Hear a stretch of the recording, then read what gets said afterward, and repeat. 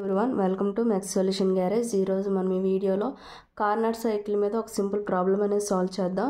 ఈ ప్రాబ్లం చూస్తే an engine working on the Carnot cycle has maximum and minimum temperature of 927 degrees centigrade and 127 degrees centigrade.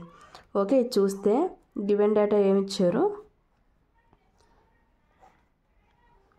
Maximum temperature T1 is equal to 927 degrees centigrade ఇచ్చారు కాబట్టి నేను కెల్విన్లోకి మార్చుకుంటున్నాను. ఇక్కడే plus 273 చేస్తే మనకి కెల్విన్లో వస్తుంది కాబట్టి ప్లస్ చేస్తే 1200 యూనిట్స్ కెల్విన్.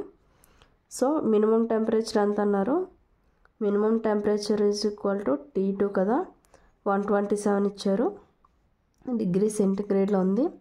కెల్విన్లోకి మార్చాలంటే ప్లస్ 273 చేస్తాము. ఈ రెండింటిని యాడ్ చేస్తే మనకి 400 కెల్విన్ వస్తుంది. అండ్ నెక్స్ట్ మన క్వశ్చన్లో ఇంకేం చెప్పారు?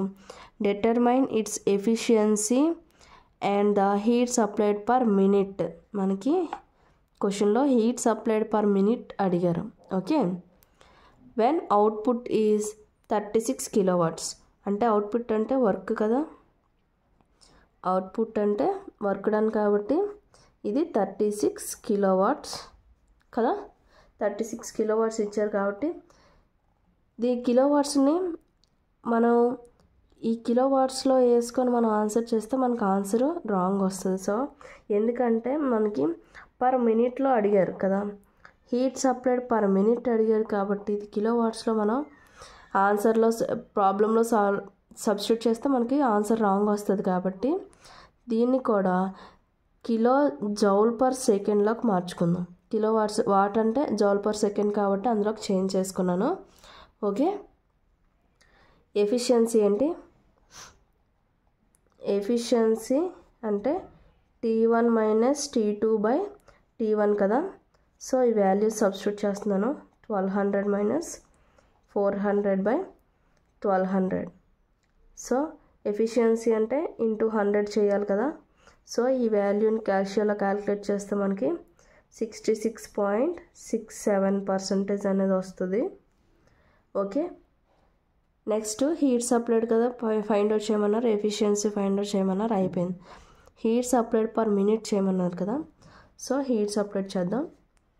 హీట్ సప్లైడ్ అంటే Q1 is equal to heat supplied అంటే వర్క్ డన్ బై ఎఫిషియన్సీ కదా, efficiency is equal to W by Q1.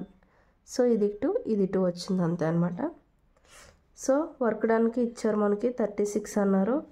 Heat supplied మనకి ఎఫిషియన్సీ తెలుసు 0.6667 అంతే కదా.